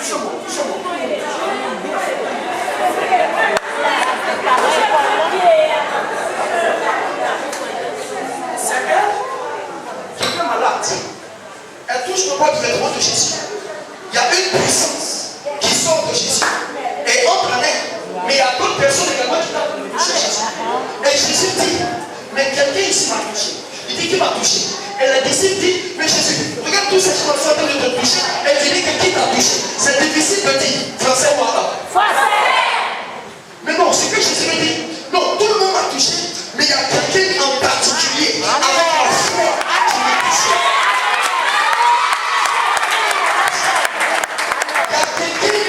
Qui croit que je guéris, qui m'a touché. Il y a quelqu'un qui n'a pas doublé dans son cœur qui m'a touché. Il y a quelqu'un qui m'a fait confiance qui m'a touché. Frère, c'est moi. Regardez un peu. Et elle a reçu quoi? Sa guérison. Je dis cela pour ceux qui sont malades aujourd'hui. Il y a un autre monsieur qui s'appelle un centurion. Et que Jésus avait beaucoup. Vous vous souvenez de l'histoire du centurion? Écoutez un peu l'histoire. Il avait un serviteur qui était malade et il va voir Jésus. Il dit, Jésus, pardon, mon serviteur est malade. Est-ce que tu es malade ce soir? Tu vas recevoir la guérison sur toi. Et Jésus dit, écoutez, Jésus dit, je vais venir dans ta maison et puis je vais le guérir. Le monsieur dit à Jésus, tu n'as pas besoin de venir dans ta maison. Il dit, Jésus, j'ai entendu parler de toi. Jésus, j'ai entendu parler de toi. Il dit, moi je suis un homme qui est sous autorité. Et j'ai des gens sous mon autorité. Quand je dis à un, il faut partir, il va. Quand je dis à l'autre, assois-toi, il s'assoit. Quand je dis à l'autre, fais ceci, il fait cela. Donc Jésus, je sais ce que c'est ton autorité. Jésus, tu as plein d'autorité. Et c'est pourquoi Jésus dit, tout pouvoir dans le ciel et sur la terre m'a été donné. Tout ce que vous lisez sur la terre sera lié dans le ciel. Tout ce que vous déliez sur la terre sera délié. Ici Jésus, seulement dis un mot et mon serviteur sera guéri. Jésus, est-ce que vous êtes ici? Pourquoi? Ce monsieur avait la foi. Il n'avait pas besoin que Jésus le touche. Il sait que ce que Jésus-Christ, la Bible dit que au commencement était la parole. La parole était avec Dieu. La parole était Dieu et la parole a été faite chair. Et elle est venue habiter parmi les hommes. Il dit simplement, Jésus, je sais qui tu es. Tu n'es pas seulement Jésus, mais tu es Dieu. Ce que tu dis, ça s'accomplit. Dis seulement un mot et mon serviteur sera guéri. Et Jésus de Jacques. Français ou arabe? Bien sûr, vous savez que ce n'est pas la vie de Jacques, mais je vais trouver une vie ici. Alléluia. Jésus dit que je n'ai jamais vu quelqu'un qui a une si grande foi. La personne me dit, dis seulement un mot. Seigneur, je te fais confiance. Regardez un peu. Quand tu as la foi, tu t'appuies sur ce que Dieu dit. Quand tu as la foi, tu ne regardes pas à tes circonstances. Peut-être qu'aujourd'hui tu n'as pas d'argent, mais tu sais, quand tu as la foi, tu te dis que Dieu est Jéhovah Jireh. Mon Dieu pourvoira à tous mes besoins selon sa richesse et sa gloire. Peut-être que tu n'as pas de travail, mais tu peux dire que Seigneur, ici tu pourvoiras à mes besoins selon ta richesse et ta gloire. Amen. La Bible dit ceci. Il y a un homme qui s'appelle Abraham. Et j'ai presque fini. La Bible dit que la foi d'Abraham a tellement touché Dieu que Dieu a appelé Abraham l'ami, son ami. La Bible dit que Abraham n'a pas considéré son corps. Ce monsieur était âgé. Est-ce que vous avez déjà vu un homme de 7 ans avoir des enfants encore? Ici à jamais? Jamais. La Bible dit que Abraham n'a pas considéré son corps. Et il n'a même pas considéré le sein de sa femme. Parce qu'elle aussi, elle avait 90 ans. Vous avez déjà vu une femme de 90 ans, 89 qui a un enfant? Non. Mais la Bible dit, Abraham avait confiance en ce que Dieu a dit. C'est Dieu qui lui a dit que je vais te donner un fils. Je vais te donner Isaac. Ça n'a pas d'importance comment je fais. Le problème, pasteur, c'est que souvent lorsque Dieu nous parle, cette Bible est remplie de ce que Dieu a dit. Amen. Jésus a dit, par mes meurtrissures, tu es guéri. Donc quand j'ai la foi, je m'appuie sur simplement ce que Jésus a dit. Amen. Il dit, ne vous inquiétez pas de ce que vous allez manger, de ce que vous allez boire, des habits que vous allez payer. Donc si j'ai la foi, je m'appuie sur ce qu'il a dit. Et vous connaissez l'histoire. La Bible dit quoi? Dieu a donné quoi? Un enfant à Abraham. Il était persuadé. Je peux vous donner beaucoup d'exemples de foi. Des gens qui ont marché par la foi. Écoutez-moi un peu. Ce soir, Dieu veut fortifier ta foi. Amen. Ce soir, Dieu te dit, lorsque tu marches par la foi, ne regarde pas à tes épreuves. Je vais vous dire une chose. Le même Dieu des États-Unis est le Dieu des Châtelet. Amen. Ce que Dieu fait dans les autres pays, Dieu le fera aussi ici. Il veut simplement un peuple qui a confiance en lui. Quand tu marches par la foi, tu ne regardes pas à tes circonstances. Amen. Français, voilà. Je dis que tu marches par la foi, tu ne regardes pas encore à tes circonstances. Parce que lorsque tu regardes à tes circonstances, tu vas penser que tu as une sauterelle. Amen. Français, voilà. Lorsqu'ils ont regardé à leurs circonstances, regardez, plutôt que de regarder à la grandeur de ton problème, regarde à la grandeur de ton Dieu. Amen. Vous avez saisi ce que j'ai dit? Amen. Ne regarde pas à la grandeur de quoi? De ton problème. Mais regarde à la grandeur de quoi? De Dieu. À quoi? Regarde à la grandeur de ton Dieu. Parce qu'il est omniprésent, il est omnipotent et il est omniscient, il sait toutes choses. Amen. Et il fait de grandes choses. Mais ces gens, ils ont regardé à la grandeur de leur problème plutôt que de regarder à la grandeur de leur Dieu. C'est seulement Josué et Caleb qui ont regardé à la grandeur de leur Dieu, quelles que soient les circonstances. Alléluia.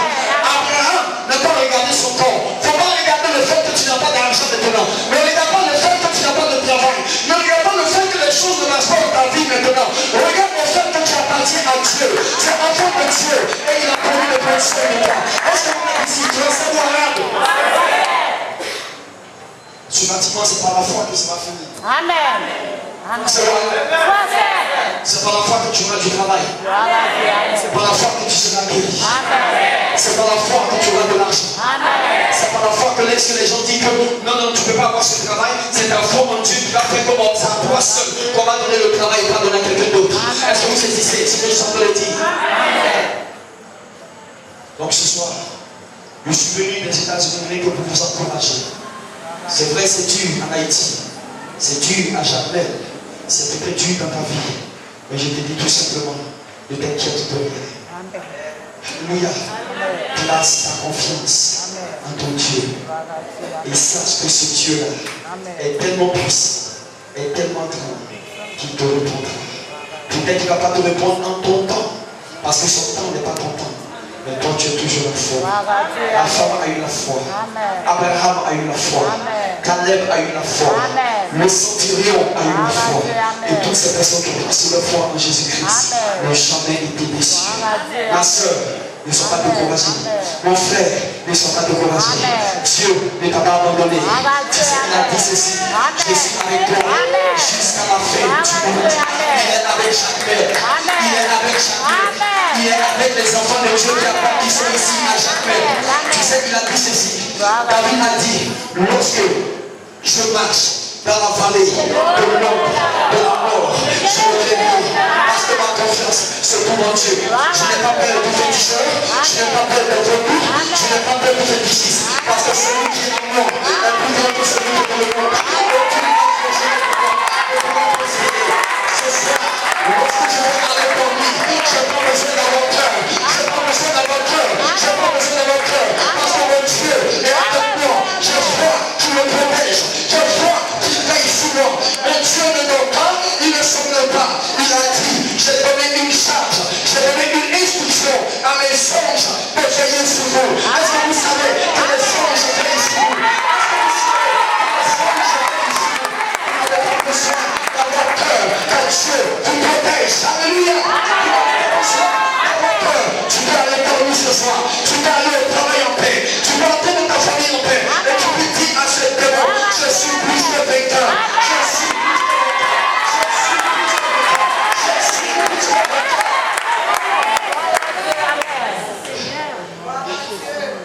Lorsque vous marchez dans la vallée commune, ce matin j'étais en train de prier, pasteur, le Seigneur m'a révélé certaines choses, qu'il y a des personnes qui n'arrivent pas à dormir, parce que ces personnes sont pourchassées par des démons, par la nuit, sont dérangées par des démons. Mais j'ai dit, tu n'as pas besoin d'avoir peur, parce que Dieu ne t'a pas donné un esprit de crainte, mais Dieu t'a donné un esprit de puissance. C'est Dieu qui a toi, c'est lui qui a créé le diable, c'est lui qui a créé les démons, et les démons n'ont pas autorité sur toi. Si Dieu ne les donne pas l'autorisation, mais parce que tu es enfant de Dieu.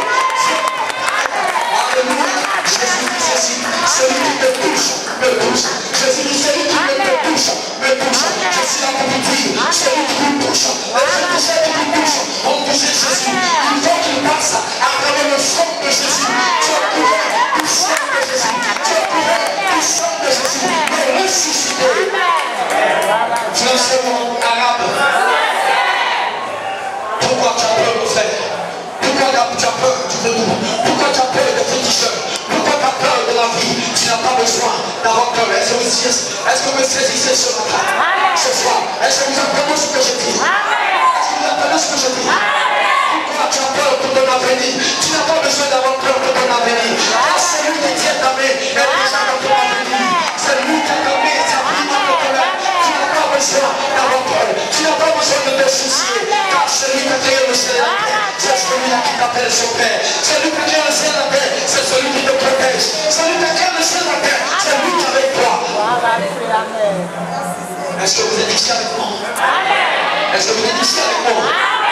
Est-ce que vous êtes ici? Donc il a fait une promesse.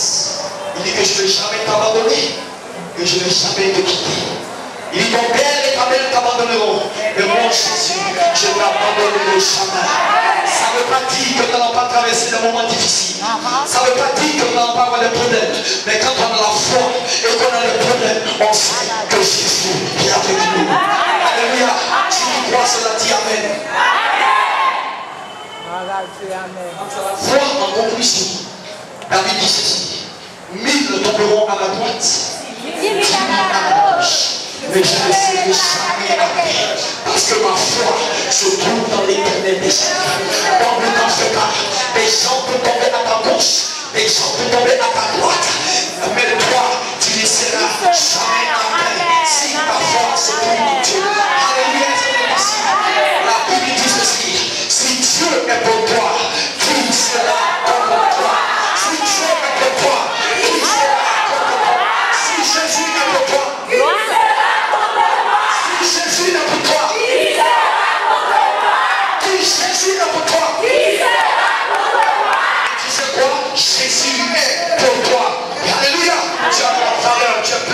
oiseau. J'ai dit tu es plus qu'un oiseau. J'ai dit tu es plus qu'un oiseau. Tu as été créé à l'image de Dieu. Tu ressembles à Dieu. Tu es héritier de Dieu. C'est pas parce que tu vis en Haïti et qu'il y a la pauvreté au Yémen, ça ne change rien. Tu es toujours héritier de Dieu. Tu es co-héritier avec Christ. Merci Jésus. Bien-aimé Seigneur.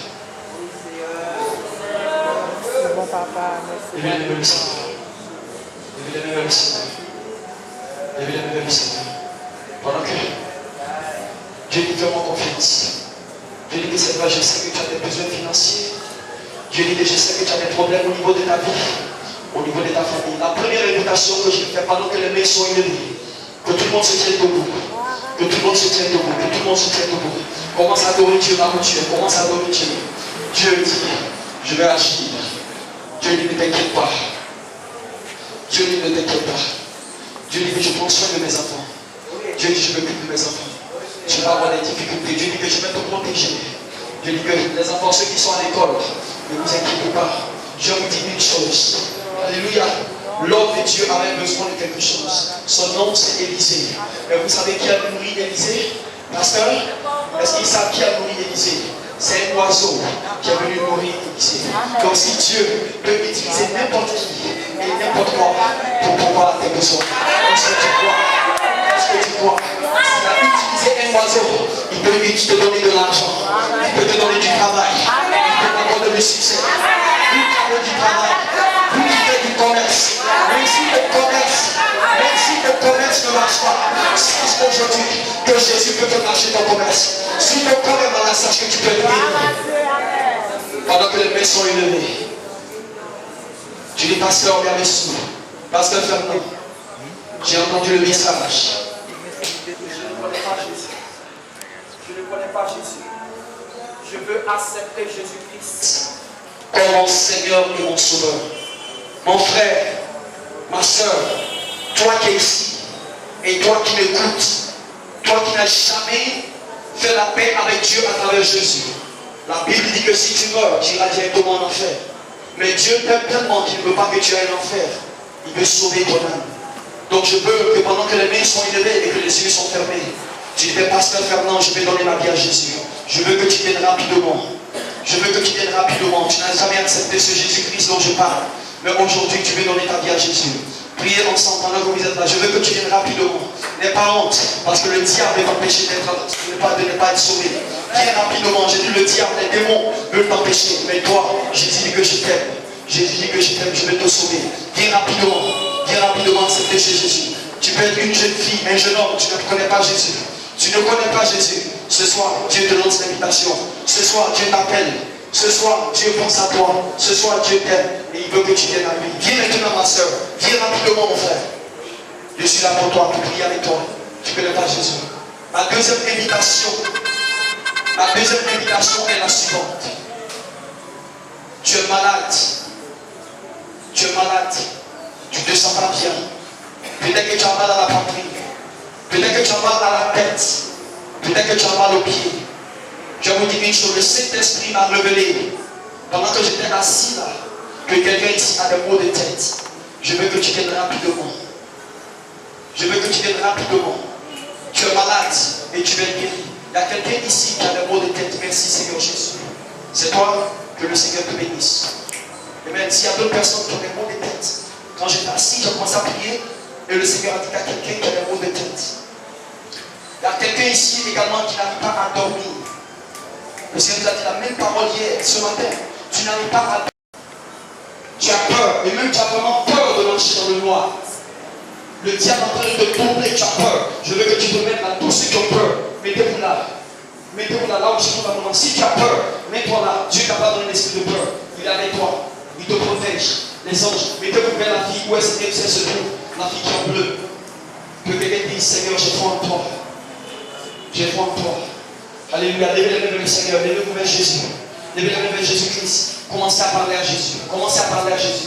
C'est pas moi qui guéris. C'est pas moi qui guéris. C'est pas moi qui donne la paix. C'est Jésus qui te donne la paix. Seigneur, merci. Dieu me dit également que ce soir, il y a quelqu'un ici. En fait, c'est une femme. Dieu dit que ton cœur est troublé. Ton cœur est troublé. Dieu me dit que ton cœur est troublé parce que tu te soucies trop pour ton avenir. Tu dis, mais Dieu, quand est-ce que ma situation va changer? Je veux que tu te mettes derrière. Si ton cœur est troublé et que tu n'as pas de paix, je sens que c'est une femme. Et tu dis, mais Dieu, quand est-ce que tu vas changer ma situation?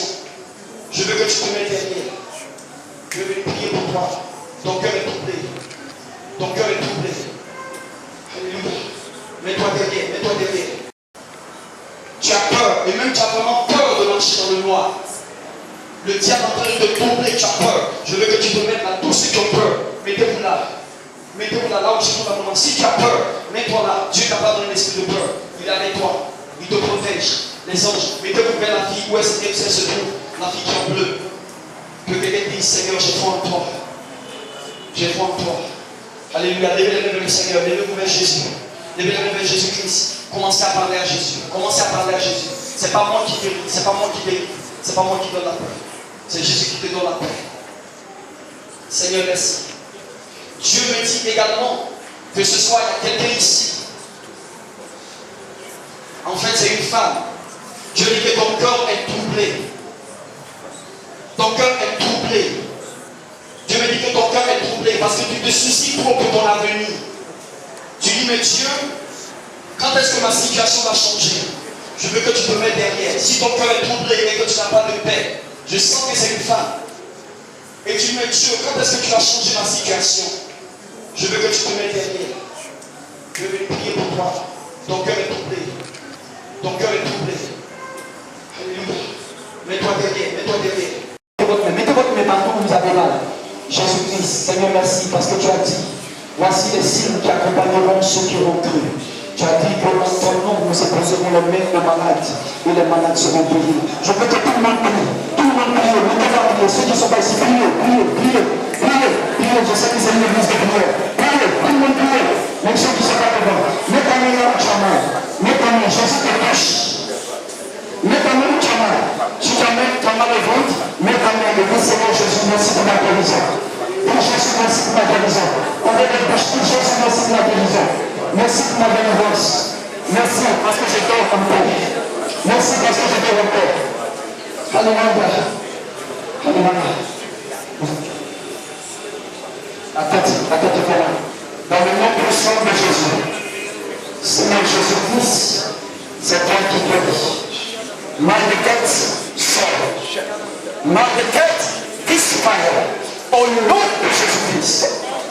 Au nom de Jésus-Christ. Tu as la vie.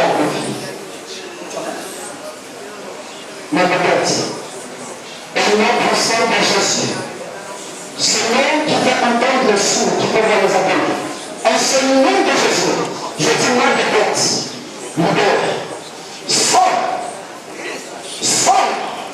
sois guéri, au nom de Jésus. Papa, où tu as la bébête, au tout ton cœur, au nom puissant de Jésus, papa de ça. Au nom puissant de Jésus, au nom puissant de Jésus, au nom puissant de Jésus, maladie, sors de ce corps, sors de ce corps. Où tu as mal, la tête, au nom de Jésus. Certains d'entre vous, vous allez voir tout de suite que le mal de tête s'en va. Au nom de Jésus, mettez-le bien, respirez-le. Au nom de Jésus de Nazareth, le Fils de Dieu, mal de tête, disparaît, sors de nous. Où tu as mal, maman. Désolé. Au nom puissant de Jésus, au nom puissant de Jésus, au nom, sors de nous, sors de nous, il sort de ce corps, au nom de Jésus. Où tu as mal, mon frère? Où tu as mal? Où tu as mal? Oui. Ici. Mets ta main. I thank God I had this opportunity to come on to this mission trip and see something that I've never seen before. See how, no matter what's shown on television, there are a lot of things that need to be improved, and I found out that the people that are in charge could do a lot better. But we also have a part to play in that as well, as far as like trying to help people as much as you can with food, clothing, whatever it may be called for. But I also saw the beauty of this land, the ocean, the foliage, the tropical setting, just the beauty of this situation, but and it also makes you appreciate what you have when you go back to your home. Thank you. Bon, mais vraiment nous bénissons le Seigneur d'avoir permis qu'on ait cette opportunité-là de venir servir le peuple d'Haïti, en particulier le peuple de Jacmel. Je bénis le Seigneur également pour mon frère Jean-Louis. Vraiment, c'est grâce à lui que Dieu a utilisé pour ouvrir cette porte, pour nous donner cette opportunité-là. Et je prie que le Seigneur te bénisse, Jean-Louis, que le Seigneur bénisse ta famille, et surtout qu'il t'ouvre encore beaucoup de portes, parce que ce grand travail, ce travail merveilleux, ce travail puissant que le Seigneur est en train d'utiliser pour faire. Vraiment, les besoins sont très énormes. Les besoins sont énormes. C'est les besoins de nourriture, les besoins d'habits, les besoins de médicaments, les besoins de l'évangile. Les besoins sont très énormes. Et vraiment, encore une fois, Jean-Louis, je te félicite. Je bénis Dieu pour toi. Prends courage, continue de faire ce que tu es en train de faire. Je crois que le Seigneur a de grandes choses. Le Seigneur permettra que des gens viennent t'aider, te soutenir dans cette grande œuvre qu'il t'a confiée. Et vous qui m'écoutez, par exemple, je vous demande également de soutenir votre nation, surtout les Haïtiens. Surtout les Haïtiens qui vivent aux États-Unis, qui vivent partout, à qui Dieu a accordé beaucoup de ressources financières, beaucoup de ressources matérielles. Souvenez-vous de votre pays, souvenez-vous de votre peuple et aidez-les. Okay? Et vous n'avez pas besoin d'être très riche. Les petits moyens que Dieu vous a donnés, vous pouvez utiliser ces moyens-là pour aider vos frères et vos sœurs qui sont vraiment dans la misère. Ça m'a permis de voir beaucoup de gens dans la misère. Des gens qui sont vraiment dans la misère, qui ont des difficultés, qui vivent sous des tentes, il fait très chaud, et qui sont exposés à la pluie, au soleil, au vent. Je crois que vous pouvez faire la différence comme Jean-Louis. Vous pouvez intervenir aussi comme Jean-Louis. Et Jean-Louis n'a pas de grands moyens, mais il utilise les moyens qu'il a pour venir. Il prend beaucoup de risques, il fait beaucoup de sacrifices. Donc je crois que si vous êtes haïtien, que vous m'écoutez également, vous pouvez faire la même chose. Et Dieu vous bénira en abondance. Soyez bénis et que Jésus. J'aime cette nation et je crois que par la grâce de Dieu, je reviendrai encore servir, faire ma part. Que le Seigneur vous bénisse abondamment.